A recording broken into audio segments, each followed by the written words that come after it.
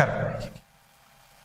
ഈ കഴിഞ്ഞ 2 ദിവസം മുമ്പാണ് ഒരു വലിയ വാർത്ത നമ്മുടെയൊക്കെ ശ്രദ്ധയിൽപ്പെട്ടത്. ഇവിടെ നിന്നും ഒരുപാട് ആളുകളെ ഗ്രൂപ്പായി ഉംറക്ക് കൊണ്ടുപോയി ഉംറ നിർവഹിച്ച് തിരിച്ച് നാട്ടിലേക്ക് വരുന്ന ആളുകളെ എയർപോർട്ടിലാക്കി ഈ കൊണ്ടുപോയ ഗ്രൂപ്പിന്റെ അമീർ മുങ്ങി. വലിയ ചർച്ച, മാധ്യമങ്ങൾ ഉൾപ്പെടെ ആ വിഷയം ഏറ്റെടുത്ത് വലിയ ചർച്ചയായ ഒരു വിഷയമാണ്, വലിയ കോലാഹലം സൃഷ്ടിച്ച ഒരു വിഷയമാണ്. ഒരു അഷ്റഫ് സക്കാഫിയാണ് ഇവിടെ ഉംറക്ക് കൊണ്ടുപോയ ആളുകളെ എയർപോർട്ടിലാക്കി മുങ്ങിയത്. എന്തായാലും ഈ ഒരു സംഭവം, ഈ ഒരു വാർത്ത ശ്രദ്ധയിൽപ്പെട്ടപ്പോൾ ചില കാര്യങ്ങളെ കുറിച്ചൊക്കെ ചിന്തിച്ചു. ഈ ഹജ്ജും ഉംറയും ഇന്നത്തെ ഒരു കാലത്ത് നിർബന്ധമാണോ എന്നതിനെ കുറിച്ചാണ് ചിന്തിച്ചത്. ഹജ്ജിനും ഉംറക്കും ഒന്നും ഞാൻ എതിരല്ല, അത് നിർബന്ധമല്ല എന്നൊന്നും പറയാൻ വേണ്ടി വന്നതല്ല. എനിക്ക് തോന്നിയ ചില സംശയങ്ങൾ, പണ്ഡിതന്മാരാണ് അതിന് മറുപടി പറയേണ്ടത്. എന്തായാലും ഹജ്ജും ഉംറയും ഒക്കെ നിർബന്ധമാകുന്നത്, ജീവിതത്തിൽ ഒരിക്കൽ ഹജ്ജ് നിർബന്ധമാണ്, അതുപോലെ തന്നെ വളരെ പ്രധാനപ്പെട്ട ഒരു കർമ്മമാണ് ഉംറ. ഇത് നിർബന്ധമാകുന്നത് തീർച്ചയായും കഴിവുള്ള ആളുകൾക്ക് മാത്രമാണ്. സാമ്പത്തികമായി കഴിവ് വേണം, ശാരീരികമായി അവൻ ഫിറ്റായിരിക്കണം, അതുപോലെ തന്നെ വഴിയാലും തടിയാലും വഴിയാലും മുതലുണ്ടായിരിക്കണം, ശരീരം മെച്ചപ്പെട്ട ആരോഗ്യം ഉള്ള ആളായിരിക്കണം, അതുപോലെ തന്നെ പോകുന്ന വഴി അത് സുരക്ഷിതമായിരിക്കണം. ഹജ്ജിനോ ഉംറക്കോ പോകുന്ന ഒരു ആൾ ഈ ചെല്ലുന്ന സ്ഥലത്ത് അല്ലെങ്കിൽ പോകുന്ന വഴിക്ക് യാത്രാമധ്യേ അയാൾക്കൊരു അപകടം സംഭവിക്കാൻ സാധ്യതയുണ്ട്. അത്തരത്തിലൊരു സാഹചര്യം ഉണ്ടെങ്കിൽ, പ്രത്യേകിച്ച് ഇപ്പോഴത്തെ സാഹചര്യത്തിൽ യുദ്ധങ്ങളൊക്കെ നടക്കുന്ന ഒരു സമയമാണ്. ഈ കഴിഞ്ഞ 1-2 ആഴ്ചകൾക്ക് മുമ്പാണ് അസർബൈജാന്റെ ഒരു വിമാനം റഷ്യ വെടിവെച്ചിട്ടത്. റഷ്യയെ സംബന്ധിച്ചിടത്തോളം അവർ അവരുടെ സുരക്ഷയാണ് നോക്കിയത്. ആ വിമാനം അവർക്ക് വെടിവെച്ചിടേണ്ടി വന്നു. അത്തരത്തിലൊക്കെ വളരെ അപകടകരമായിട്ടുള്ള ഒരു സാഹചര്യമാണ് ഇപ്പോൾ നിലവിലുള്ളത്. ഈ ഒരു സമയത്ത് നമുക്ക് ഹജ്ജും ഉംറയും ഒക്കെ നിർബന്ധമാണോ? പ്രത്യേകിച്ച് സൗദിയുടെ തൊട്ടടുത്ത് കിടക്കുന്ന യമൻ എന്ന് പറയുന്ന രാജ്യം, ആ രാജ്യം ഇപ്പോൾ ഇസ്രായേലുമായി യുദ്ധം പ്രഖ്യാപിച്ച് അതിരൂക്ഷമായ യുദ്ധം നടക്കുകയാണ്. നേരത്തെ സൗദിയുമായി യമൻ യുദ്ധം ചെയ്തിരുന്നു. ഇപ്പോൾ ഫലസ്തീൻ വിഷയം അത് ഉന്നയിച്ചുകൊണ്ട് ഇസ്രായേലിനെതിരെയും അമേരിക്കക്കെതിരെയും യുദ്ധം നടത്തിക്കൊണ്ടിരിക്കുകയാണ്. അതുകൊണ്ട് തന്നെ ഇത്തരം ഒരു സാഹചര്യത്തിൽ എത്രമാത്രം ഈ ഹജ്ജും ഉംറയും നിർബന്ധമാകും എന്ന ഒരു സംശയം ആദ്യം തന്നെ എന്റെ മനസ്സിലോടിയെത്തി. അതുപോലെ തന്നെ സാമ്പത്തികമായി 100% മെച്ചപ്പെട്ട ആളുകളാണോ, സാമ്പത്തികമുള്ള ആളുകളാണോ ഇവിടെ ഉംറക്ക് പോകുന്നത്? പലരും അവിടെ ഒന്ന് എത്തിപ്പെടുന്നതിന് വേണ്ടിയുള്ള ആഗ്രഹത്തിന്റെ പുറത്ത് പോകുന്നതാണ്. അങ്ങനെ ആ ഒരു ആഗ്രഹത്തിന്റെ പുറത്ത് പോയിട്ടുള്ള ആളുകളാണ് ഇവിടെ ചതിയിൽപ്പെടുന്നത്. അതുകൊണ്ട് തന്നെ അത്തരത്തിലുള്ള ചില വിഷയങ്ങളും മനസ്സിലേക്ക് കൂടിയെത്തി.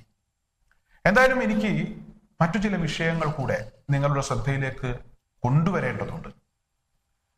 ഇന്ന് നമ്മൾ ഹജ്ജിനും ഉംറക്കും ഒക്കെ പോകുമ്പോൾ ലോകത്ത് എല്ലാ മേഖലകളിലുമുള്ള, എല്ലാ രാജ്യങ്ങളിലുമുള്ള മുസ്ലിങ്ങൾ അവർ ഹജ്ജ് ചെയ്യുന്നതിന് വേണ്ടി സൗദി അറേബ്യയിലേക്ക് പോകുമ്പോൾ ഈ സൗദി അറേബ്യ എന്താണ് അവർക്ക് ഇത്തരത്തിൽ ഹജ്ജിൽ നിന്നും ഉംറയിൽ നിന്നും കിട്ടുന്ന വരുമാനം കൊണ്ട് അവർ ചെയ്യുന്നത്?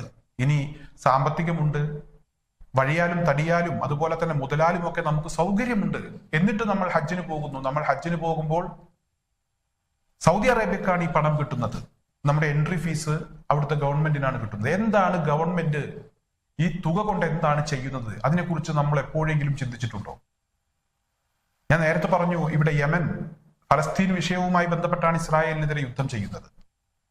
ഈ ഫലസ്തീൻ വിഷയവുമായി ബന്ധപ്പെട്ട് അല്ലെങ്കിൽ ഗസ വിഷയവുമായി ബന്ധപ്പെട്ട് സൗദി അറേബ്യയുടെ നിലപാട് എന്താണ്?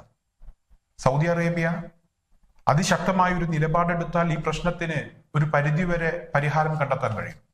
സൗദി പലപ്പോഴും എന്തെങ്കിലുമൊക്കെ പറയുന്നു എന്നതൊഴിച്ചാൽ സൗദി അറേബ്യ എപ്പോഴെങ്കിലും ഫലസ്തീനു വേണ്ടി ഒരു നിലപാടെടുക്കാൻ തയ്യാറായിട്ടുണ്ടോ? ഫലസ്തീനിലെ ആളുകൾ മനുഷ്യരല്ലേ? അവരുടെ ജാതിയും മതവും ഒക്കെ നമുക്ക് മാറ്റിവെക്കാം, അല്ലെങ്കിൽ തന്നെ അവിടെ എല്ലാ വിഭാഗത്തിൽപ്പെട്ട ആളുകളുമുണ്ട്. ആ ആളുകളുടെ സുരക്ഷിതത്വത്തെക്കുറിച്ച്, ഒരു നേരത്തെ ഭക്ഷണം അവർക്ക് കിട്ടുന്നുണ്ടോ എന്നതിനെ കുറിച്ച് എപ്പോഴെങ്കിലും ചിന്തിച്ചിട്ടുണ്ടോ? നമുക്ക് ചുറ്റുമുള്ള ആളുകൾ, നേരത്തെ പ്രവാചകൻ മുഹമ്മദ് നബി നമ്മെ പഠിപ്പിച്ചതാണ്, നമ്മുടെ അയൽവാസികളായിട്ടുള്ള ആളുകൾ പട്ടിണി കിടക്കുമ്പോൾ വയറ് നിറക്കുന്ന ആളുകൾ അവൻ മുസ്ലിമല്ല, അവൻ വിശ്വാസിയല്ല, അവൻ അങ്ങനെ ആകാൻ കഴിയില്ല എന്ന് പഠിപ്പിച്ചിട്ടുണ്ട്. നമുക്ക് അടുത്ത് കിടക്കുന്ന ഒരു രാജ്യത്തെ ഒരു വലിയ വിഭാഗം ജനക്കൂട്ടം പട്ടിണിയിലാണ്. ഈ പട്ടിണി അകറ്റുന്നതിന് വേണ്ടി, അവരെ ക്രൂരമായി കൊന്നൊടുക്കുന്ന നടപടിക്കെതിരെ ആത്മാർത്ഥമായി ശബ്ദിക്കാൻ സൗദി അറേബ്യക്ക് കഴിഞ്ഞിട്ടുണ്ടോ? മാത്രമല്ല, അവരെ കൊന്നൊടുക്കുന്ന ഇസ്രായേലിനെയും അമേരിക്കയെയും സൗദി അറേബ്യ പരസ്യമായി സഹായിക്കുന്നില്ലേ? ഹജ്ജും ഉംറയും ഒക്കെ കൊണ്ട് കിട്ടുന്ന വരുമാനം സൗദി അറേബ്യ എവിടെയാണ് നിക്ഷേപിച്ചിരിക്കുന്നത്? സൗദി അറേബ്യയുമായി കൂട്ടുകെട്ടുള്ള ഒരു രാജ്യമാണ്, സഖ്യകക്ഷിയാണ് അമേരിക്ക.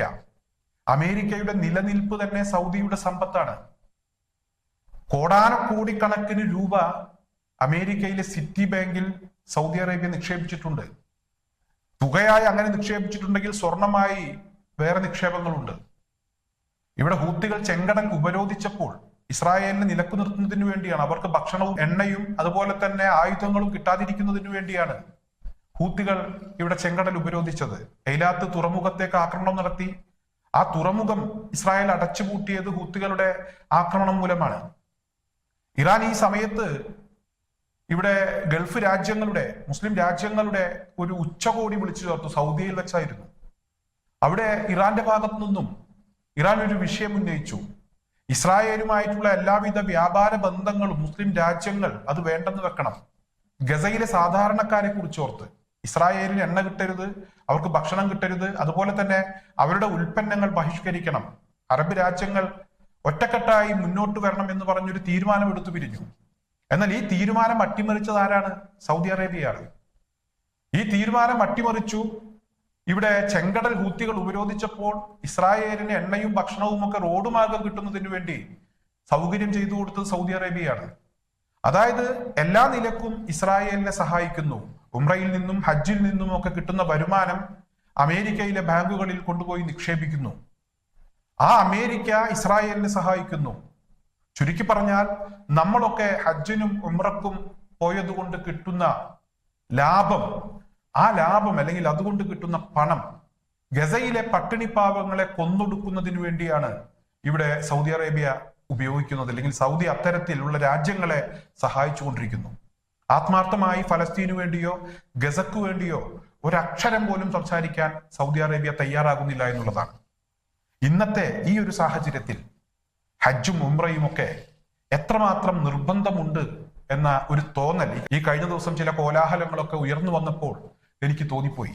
മറ്റൊരു പ്രധാനപ്പെട്ട വിഷയം കൂടെ ഞാൻ നിങ്ങളുടെ ശ്രദ്ധയിലേക്ക് കൊണ്ടുവരികയാണ്. അതായത് ഇർഷാദുൽ ഇബാദ് എന്ന് പറയുന്ന ഒരു കിതാബ്, ഒരു പുസ്തകം. ആ പുസ്തകത്തിൽ പറയുന്ന ഒരു ചരിത്രമാണ്, ഒരു ചെരുപ്പുകുത്തിയുടെ ചരിത്രമാണ്. ഹജ്ജിന് പോകണം എന്നുള്ള അങ്ങേയറ്റത്തെ ആഗ്രഹം കൊണ്ട് അദ്ദേഹം കുറച്ച് പണം സമ്പാദിക്കാൻ തീരുമാനിച്ചു. അതായത് എങ്ങനെ പണം സമ്പാദിക്കുന്നത്? ഒരു ചെറിയ പാത്രത്തിൽ അദ്ദേഹത്തിന്റെ വരുമാനത്തിൽ നിന്ന് ചെറിയ നാണയത്തുട്ടുകൾ അതിൽ സൂക്ഷിച്ച് അങ്ങനെ ഹജ്ജിന് പോകുന്നതിന് വേണ്ടി കുറച്ച് പണം സ്വരൂപിക്കാൻ തീരുമാനിച്ചു.